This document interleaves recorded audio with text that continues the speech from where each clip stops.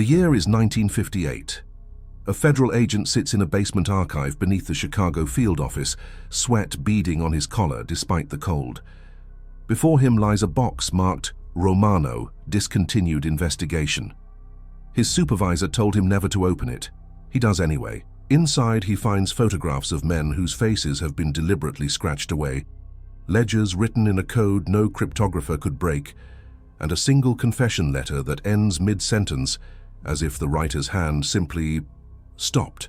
At the bottom of the box, wrapped in oilcloth, is a rosary with beads made of human teeth. The agent closes the box. He burns the confession that night in his kitchen sink.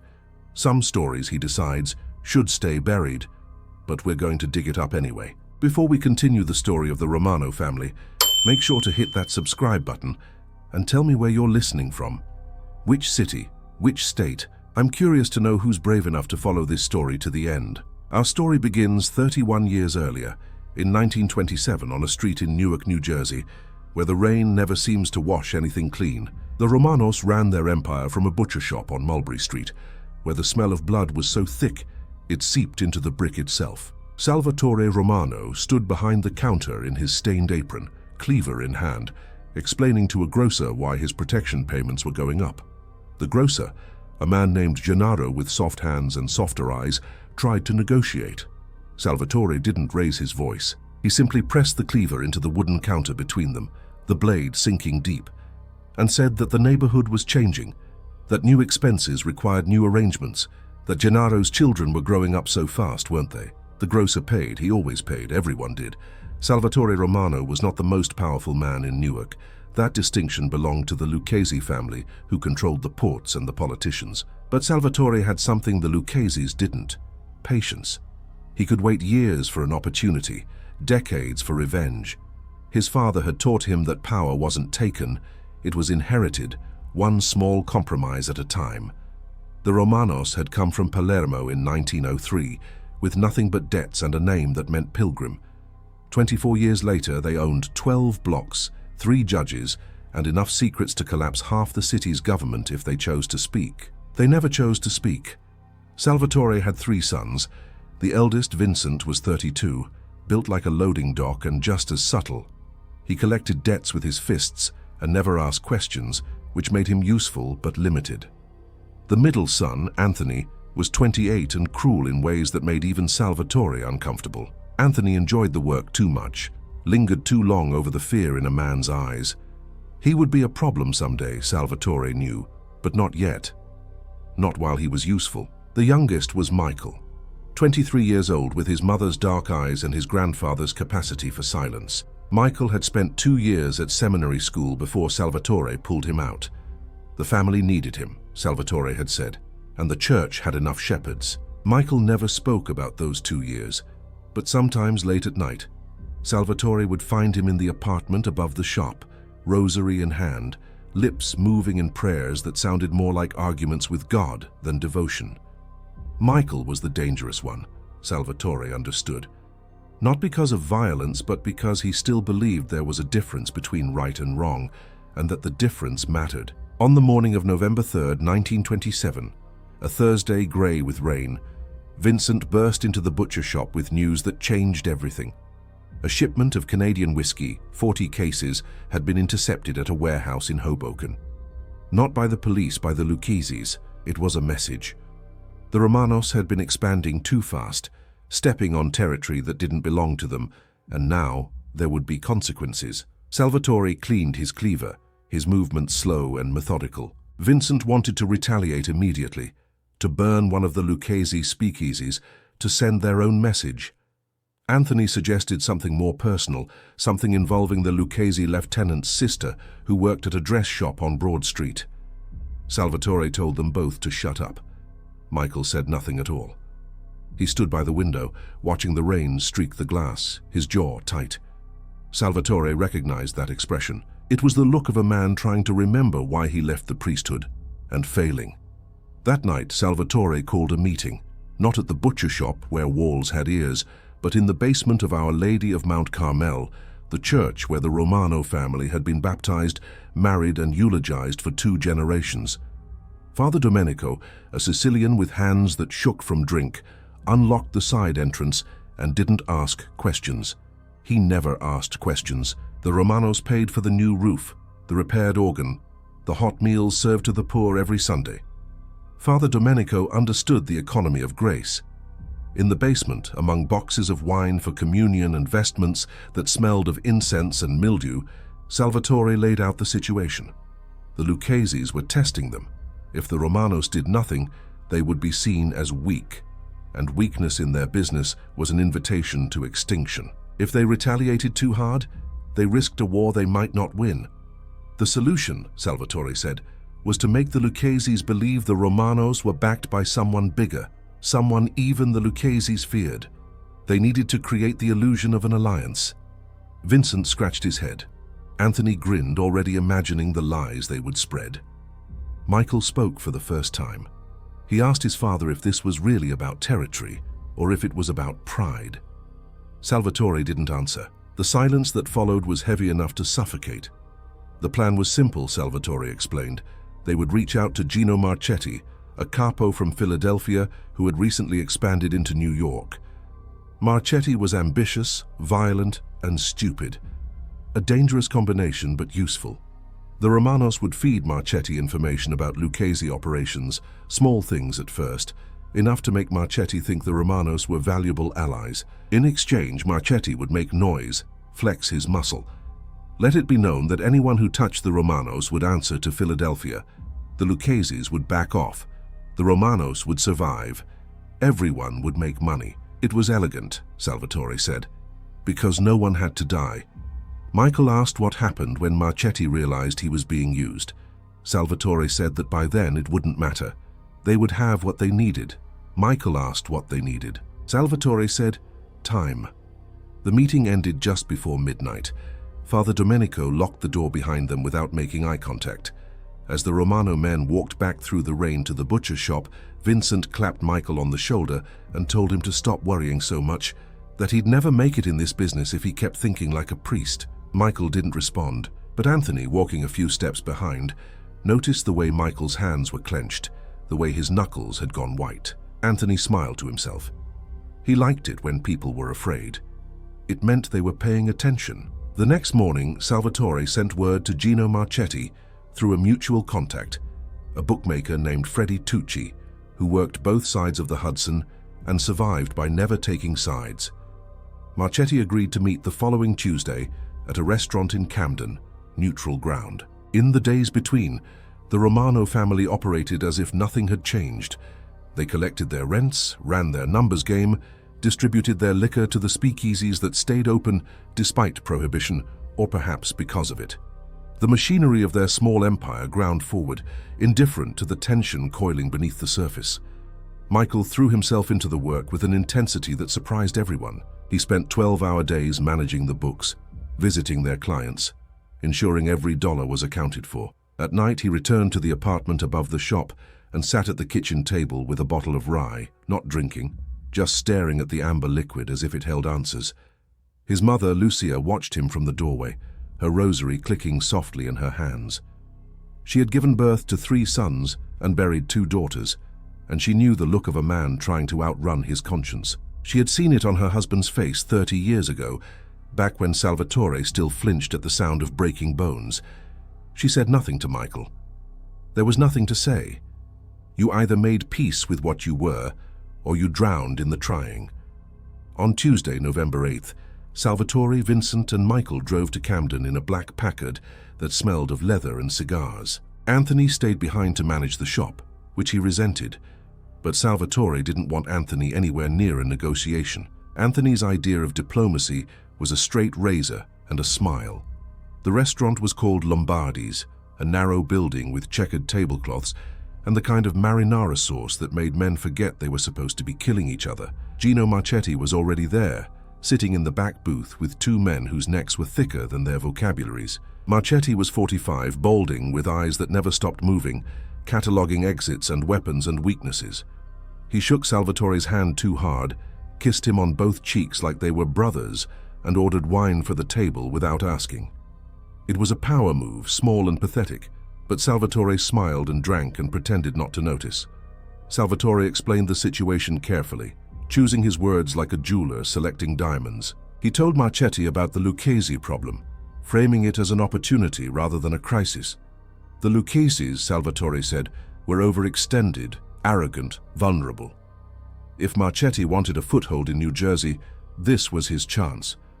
All he had to do was make his presence known, remind the Luccheses that Newark wasn't their private kingdom. The Romanos would handle the details.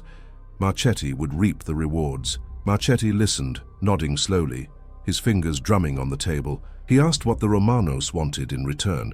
Salvatore said, "Respect." Marchetti laughed, a wet, ugly sound. He said, respect was free. What did the Romanos really want? Salvatore leaned back and said they wanted to operate without interference, to grow their business in peace, to raise their children without fear. Marchetti's smile faded. He understood. The Romanos weren't asking for money or territory. They were asking for survival. That Marchetti could work with. They shook hands. Vincent beamed like a child. Michael stared at his untouched wine glass, his reflection distorted in the red liquid. On the drive back to Newark, Salvatore was jubilant, explaining how perfectly everything had gone, how Marchetti had taken the bait, how the Luccheses would think twice before crossing them now. Vincent agreed enthusiastically. Michael said nothing until they were 10 minutes from home, and then he asked a question that made Salvatore's hands tighten on the steering wheel. Michael asked what happened to the people who trusted them. The bookmakers, the grocers, the women who ran the laundries, and the men who drove the trucks. What happened to them when this all fell apart? Because it would fall apart, Michael said. It always fell apart. And when it did, when Marchetti realized he was being played and the Luccheses came for revenge, who would pay the price? Would it be the Romanos, who had money and guns and connections? Or would it be the people who had nothing except the bad luck of being born on the wrong street? Salvatore pulled the car to the curb. They were 2 blocks from the butcher shop. The street was empty, just rain and shadows and the distant sound of a radio playing jazz. Salvatore turned in his seat and looked at his youngest son, really looked at him, and for a moment Michael saw something in his father's eyes that might have been shame, or might have been exhaustion, or might have been the memory of the man Salvatore used to be before he learned that conscience was a luxury he couldn't afford. Salvatore said, "They'll pray." Michael asked what that meant. Salvatore said it meant that people like them, people with nothing, they prayed and hoped and trusted that God had a plan, because hope was cheaper than a gun and prayer was quieter than a scream. The Romanos, Salvatore said, didn't have the privilege of hope. They had to survive. And if survival meant lying to Gino Marchetti, if it meant using the Lucchese's arrogance against them, if it meant that some grocer in Hoboken got his windows smashed because he was caught in the middle, then that was the price. Someone always paid. It was never the people who made the decisions. Salvatore started the car again. They drove the last 2 blocks in silence. That night, Michael didn't go to the apartment. He walked to Our Lady of Mount Carmel and sat in the back pew until dawn, his lips moving in prayers that got no answers, because God, if he was listening, had decided long ago that Newark was beyond salvation. The next 3 weeks were the calmest the Romano family had known in years. Gino Marchetti made good on his promise, sending his men into Newark to shake hands and crack skulls, establishing just enough presence to make the Luccheses nervous without starting a war. The Romanos fed Marchetti small pieces of information, enough to keep him hungry and grateful. Their protection payments went up by 15% across the board. No one complained. Fear, when properly cultivated, was more effective than affection. Salvatore used the breathing room to expand. He opened a new speakeasy in the basement of a funeral home. The irony lost on no one. He bought a stake in a trucking company that moved everything from furniture to firearms. He invested in a boxing gym where young men learned to hurt each other for money, while older men bet on the violence. The Romano Empire was growing, and Salvatore moved through it like a king inspecting his kingdom, generous with praise and ruthless with correction. Vincent was useful in those weeks. He had the kind of physical presence that made people cooperative, and he enjoyed the work in an uncomplicated way that Salvatore envied. Anthony was less useful, but more necessary. He handled the problems that couldn't be solved with conversation, the debts that wouldn't be paid, the witnesses who talked too much. Anthony never asked why, and Salvatore never explained. It was a perfect arrangement, as long as you didn't think about it too carefully. Michael became withdrawn. He did his work, managed the books, collected the money, but something had shifted. He stopped going to church. He stopped praying at night. He drank more, not enough to be drunk, but enough to blur the edges of his thoughts. Lucia worried. She cornered Salvatore one evening in the apartment and told him that Michael was falling, that he needed help, that maybe it was time to let him go, to send him back to seminary, to give him a chance at something clean. Salvatore said Michael was a Romano, and Romanos didn't run. Lucia said that was exactly the problem. On November 28th, the Tuesday before Thanksgiving, everything came apart. It started with a phone call. Freddie Tucci, the bookmaker who had arranged the meeting with Marchetti, called the butcher shop at 4 in the afternoon, his voice tight with panic. He said they needed to meet immediately, that something had happened, that it was bad. Salvatore told him to come to the shop. Freddie said no, not the shop, somewhere public, somewhere safe. They agreed on a diner on Frelinghuysen Avenue. Salvatore took Michael and Vincent. Anthony stayed behind, disappointed but obedient. The diner was half empty, just a waitress with tired eyes and 2 truck drivers arguing about the Yankees. Freddie sat in a corner booth smoking a cigarette down to the filter, his hands shaking so badly he could barely hold the cup of coffee in front of him. Freddie told them that Gino Marchetti was dead, shot twice in the head outside his house in South Philadelphia the previous night. The police were calling it a robbery, but everyone knew it was a hit. The Lucchese's, Freddie said. They figured out the Romanos were playing them, feeding information to Marchetti, using him as a shield. So they went to Marchetti's people and made a deal. They gave up Marchetti in exchange for peace. Now Marchetti was dead, and his organization was scrambling, and the Romanos were exposed. Salvatore's face didn't change. He asked Freddie if the Lucchese's knew he was the go-between. Freddie said no, he didn't think so, he'd been careful, but he couldn't be sure. Salvatore nodded slowly. He asked Freddie if he'd told anyone else about this conversation. Freddie said no, of course not, he came straight here, he was loyal, he'd always been loyal. Salvatore said he believed him. He asked Freddie to wait in the booth for a moment while they discussed options. Freddie agreed, lighting another cigarette with fingers that trembled like birds. Outside in the parking lot, Vincent wanted to know if they should kill Freddie. Salvatore said no, not unless it became necessary. Michael said it was already necessary, that Freddie was a loose end, that he would talk eventually, everyone talked eventually. It was just a matter of time and pressure. Vincent stared at his younger brother, surprised. Salvatore said nothing. He was watching Michael's face, seeing something he'd hoped never to see. The moment when a man stops arguing with his conscience and starts negotiating with it. They went back inside. Salvatore told Freddie to lay low for a few weeks, to take a vacation, maybe visit his cousin in Boston. Freddie agreed, grateful and relieved. He left the diner 10 minutes later, walking quickly toward his car, his shoulders hunched against the cold. He would make it home. He would pack a bag. He would kiss his wife and promise to be back before Christmas. 3 days later, he would be found in a ditch outside Trenton with a bullet behind his ear. Anthony would say he was sorry it had to be that way, and Salvatore would say nothing, because words were for people who still believed they mattered. But that was 3 days away. For now, the Romanos had a bigger problem.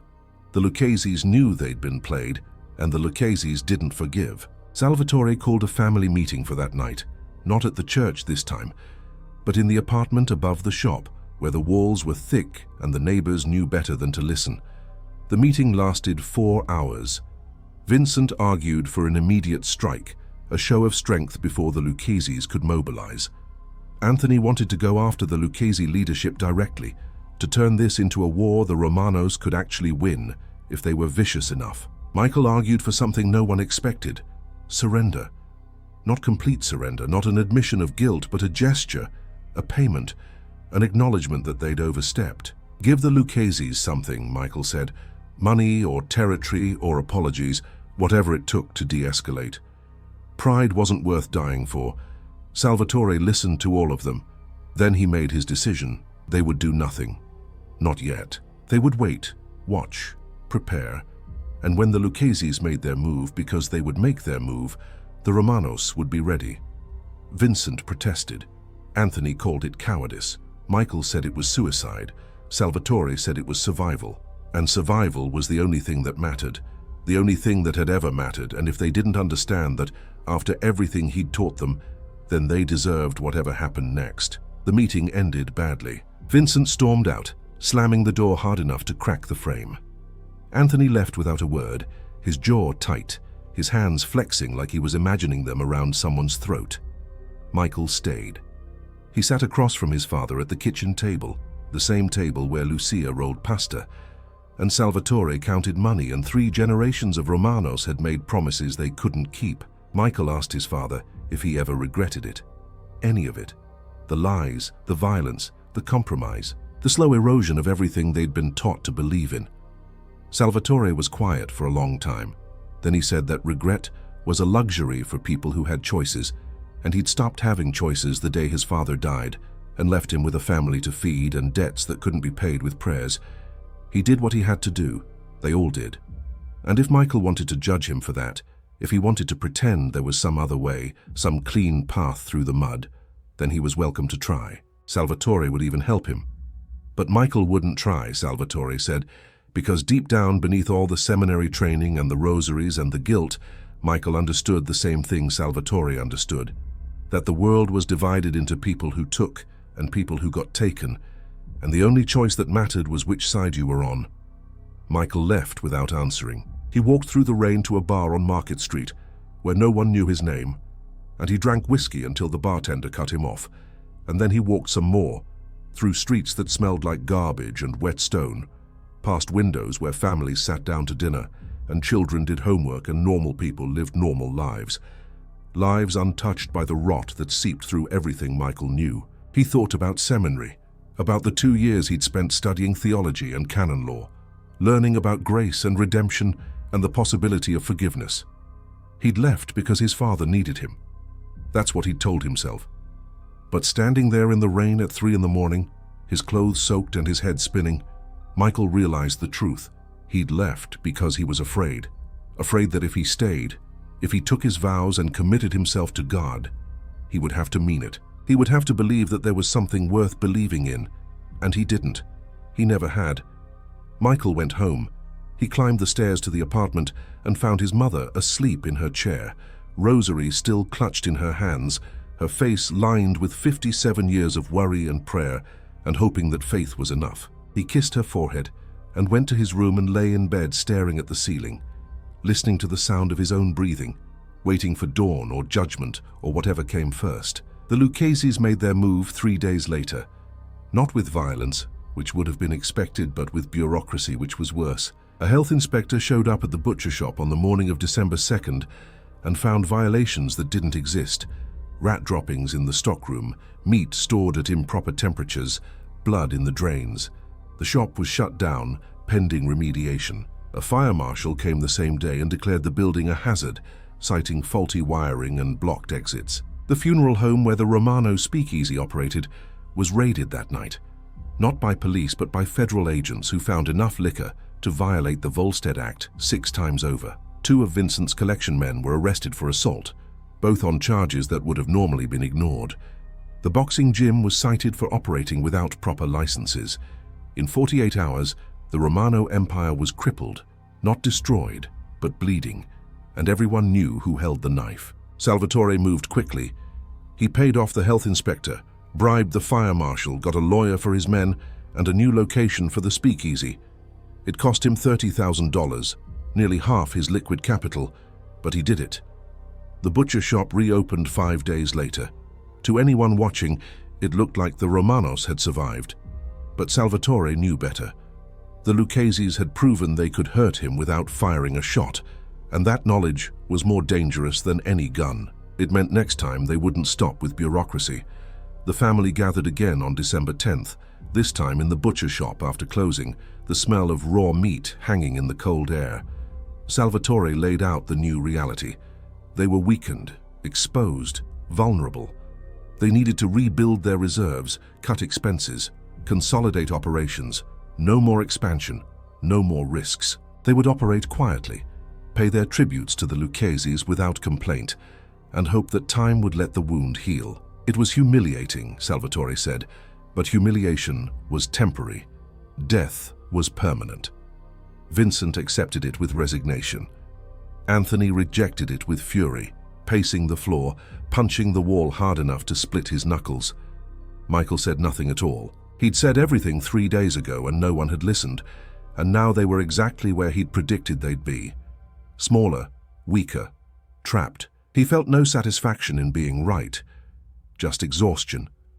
The weeks that followed were grey and cold. December in Newark was always brutal, but that year it felt like the city itself had turned hostile. The wind sharper, the ice thicker, the darkness pressing down until even noon felt like dusk. The Romano family operated in survival mode, collecting debts, running their diminished operations, avoiding attention. Salvatore aged 10 years in 2 weeks. Vincent drank more. Anthony became violent in ways that served no purpose, beating a grocer over a late payment, breaking a bartender's arm because the drinks were watered down. Michael retreated further, doing his work mechanically, speaking only when necessary, his eyes flat and distant. Lucia tried to hold them together. She cooked every Sunday, insisted they all attend Mass, reminded them they were family. That family was what mattered, that they would survive this like they'd survived everything else. But her voice had lost its conviction. She'd prayed every day for 40 years, asking God to protect her sons, to guide her husband, to grant them peace. The prayers had changed nothing, so she stopped asking for peace and started asking for mercy, though she wasn't sure anymore if there was a difference. On Christmas Eve, 1927, the Romano family sat down to dinner in the apartment above the butcher shop. It was tradition: 7 fish dishes, wine from a cousin in Abruzzo, bread baked by Lucia's own hands. Salvatore said grace, his voice steady but hollow, thanking God for the food and the family and the year behind them. No one mentioned the year ahead. They ate in near silence, passing plates, refilling glasses, performing the ritual of normalcy while everything beneath it rotted. After dinner, they exchanged small gifts. Salvatore gave Vincent a new watch. Vincent gave Anthony a knife with a bone handle. Anthony gave Michael a bottle of whiskey with a label in Latin that none of them could read. Michael gave his mother a rosary he'd bought from a jeweler on Broad Street, the beads carved from olive wood brought from Jerusalem. Lucia held it in her hands and wept, not from joy but from grief, because she knew what it meant. Michael was saying goodbye, not to her, to whatever part of himself still believed in redemption. They went to midnight Mass at Our Lady of Mount Carmel, the church packed with families who smelled like garlic and wine and the sweat of honest labor. Father Domenico led the service with hands that shook less than usual, his voice rising and falling in Latin prayers that promised salvation to those who repented. The Romano family sat in their usual pew, third from the front, close enough to be seen but not so close as to presume. Salvatore knelt and crossed himself and recited the responses by rote. Vincent fidgeted, bored. Anthony stared at the crucifix above the altar with something that might have been contempt or might have been envy. Michael closed his eyes and tried to remember what it felt like to believe, and couldn't. After Mass, people lingered in the cold, shaking hands, wishing each other blessings, pretending that faith and community were enough to keep the darkness at bay. The Romanos walked home through empty streets, their breath visible in the frozen air, the sound of their footsteps echoing off brick and stone. When they reached the butcher shop, Salvatore stopped. He looked at his sons, these men he'd raised and ruined, and he said something he'd never said before. He said he was sorry. Vincent laughed, thinking it was a joke. Anthony frowned, suspicious. Michael looked at his father, really looked at him, and saw a man who'd spent 30 years building an empire on lies and blood, and the belief that he had no choice, and who now, in the last flicker of honesty, understood that he'd always had a choice. He'd just been too afraid to make it. Salvatore told them to go upstairs, that he'd lock up and join them in a minute. They obeyed. When they were gone, Salvatore stood alone in the shop, surrounded by the tools of his trade, cleavers and saws and hooks, instruments designed to separate flesh from bone. He thought about his father, who died in a factory accident when Salvatore was 19, leaving behind debts and expectations and a family that needed him to be stronger than he was. He thought about the first time he'd taken money from a man who couldn't afford to pay. the way it had made him feel sick for days, until one day, it didn't. He thought about the promises he'd made to himself, back when he still believed promises mattered. None of it had gone the way he'd planned, but then it never did. Salvatore locked the door and went upstairs. His family was waiting. They drank wine and talked about nothing until sleep took them, one by one, into dreams they wouldn't remember. 3 months later, in March of 1928, everything ended. The Lucchese's sent word that they wanted a meeting. Salvatore agreed. It was held in a warehouse in Jersey City, neutral ground, with representatives from both families and mediators from New York to keep things civil. The terms were simple. The Romanos would give up half their territory, pay reparations for the Marchetti situation, and operate under Lucchese supervision for the next 5 years. In exchange, they could keep their lives and what was left of their business. Salvatore accepted. He had no choice. Vincent and Anthony were furious, calling it surrender, betrayal, the end of everything they'd built. Michael said nothing. He'd seen this coming since November.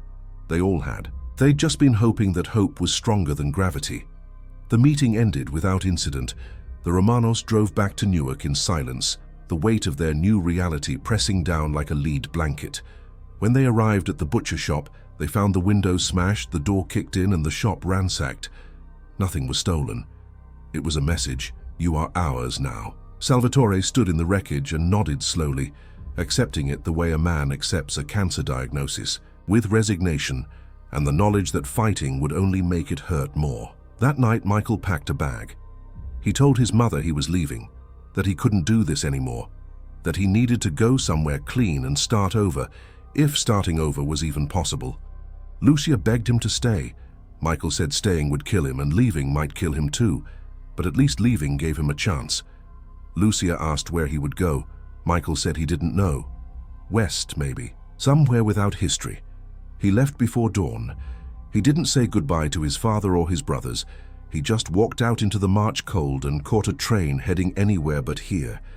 He would end up in Chicago, working in a factory, living in a boarding house, drinking himself to sleep most nights, and trying not to think about the family he'd abandoned, or the guilt that followed him like a shadow.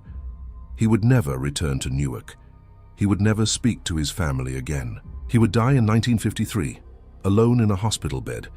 His last words a prayer he'd learned as a child and forgotten how to mean. But that was 25 years away. For now, he was just a man on a train, watching the sun rise over a landscape he didn't recognize, trying to believe that distance was the same as escape. Back in Newark, the Romano family adjusted to their new reality. They operated under Lucchese control, paying their tributes, staying quiet, surviving. Vincent grew fat and bitter. Anthony grew meaner. Salvatore grew old. Lucia prayed and waited for Michael to come home, and when he didn't, she prayed for his soul instead, hoping God was more forgiving than she'd learned to be. The years passed. Prohibition ended in 1933, and the liquor business became legitimate, which was bad for everyone who'd made their fortunes in the shadows. The Romano Empire contracted further. By 1940, they were nothing special. Just another family grinding out a living on the margins, their power broken, their reputation a memory. Salvatore died in 1942, at the age of 68, of a heart attack in the apartment above the shop. His funeral was well attended but not remarkable. Father Domenico gave a homily about forgiveness and redemption that convinced no one. Vincent took over what was left of the business. Anthony went to prison in 1945 for killing a man over a card game. He would die there in 1951, stabbed by another inmate during a dispute over cigarettes. Lucia lived until 1959. She spent her last years in the apartment alone, praying her rosary and waiting for news of Michael that never came. When she died, they found a shoebox under her bed, containing letters she'd written to her youngest son. Dozens of them, all unsent because she didn't know where to send them. The letters said the same thing in different ways. Come home, you're forgiven, we miss you, God loves you, I love you, please come home. None of it mattered. Michael was already dead by then, buried in a potter's field outside Chicago, his grave marked with a number instead of a name. Vincent died in 1963, quietly in his sleep, in the same apartment where his father had died and his mother had prayed and his family had slowly disintegrated. He left no children, no legacy, nothing but debts and bad memories. The butcher shop was sold to pay off creditors. The building was demolished in 1967 to make way for a parking lot. There's nothing left now. No plaque, no memorial, no indication that the Romanos ever existed. But the federal agent who opened that box in 1958, the one marked Romano discontinued investigation, he remembered. He'd read the reports, seen the photographs, traced the connections between the family and the crimes they'd committed or enabled or looked away from. He'd tried to build a case, but his superiors shut it down. Too messy, they said. Too many powerful people implicated. Too much time had passed. Some stories, they told him, are better left unfinished. The agent retired in 1972. He moved to Florida and tried to forget the things he'd seen, the files he'd read, the justice he'd failed to deliver. But on humid nights when he couldn't sleep, he would think about that box in the basement, the confession letter that ended mid-sentence, the rosary made of teeth. He would wonder who those teeth had belonged to, what sins had been confessed, and whether God, in his infinite mercy, had listened to any of it. The answer, of course, was no. God had stopped listening to Newark a long time ago, if he'd ever listened at all. The Romano family is gone now, erased by time and shame and the simple mechanics of entropy. Their empire crumbled, their name was forgotten. Their sins were buried with them, or so everyone hoped. But sin has a way of lingering, of seeping into the ground like blood, of contaminating everything it touches until the rot spreads so far and so deep that no one remembers where it started, only that it's there, always there, waiting. The curse of the Romano family wasn't a curse at all. It was a choice made every day over and over, the choice to survive at any cost, to protect family above principle, to trade conscience for comfort.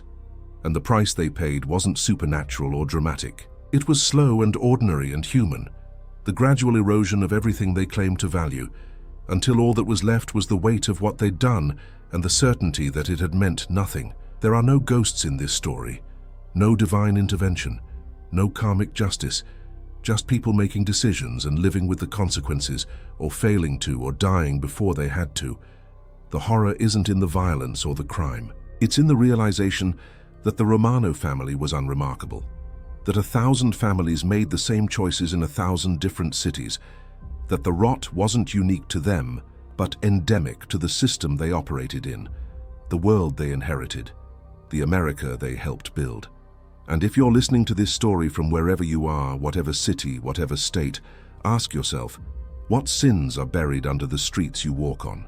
What families rose and fell and left nothing but whispers? What compromises did your grandparents make, your great-grandparents, the people who built the world you inherited? And more importantly, when you're faced with the same choice Salvatore Romano faced, the choice between survival and principle, between family and conscience, between what's right and what's necessary, what will you choose? Because the Romano curse is still here. It's always been here. It's just wearing a different name now. Yours, maybe. Or mine. The only difference is whether we're brave enough to admit it. That's the story of the Romano family, the Mafia dynasty too evil for the FBI archives, the family that chose survival over salvation and paid for it with their souls. If there's a lesson here, it's this. Some prices are too high, even if you can afford them. Especially if you can afford them. Thanks for listening. If you made it this far, I'm genuinely curious where you're from. Drop your city and state in the comments. Let's see who else out there is willing to stare into the darkness. And make sure you're subscribed, because these stories only get darker from here. There's a whole history of American sin waiting to be told, and someone has to tell it. Might as well be us.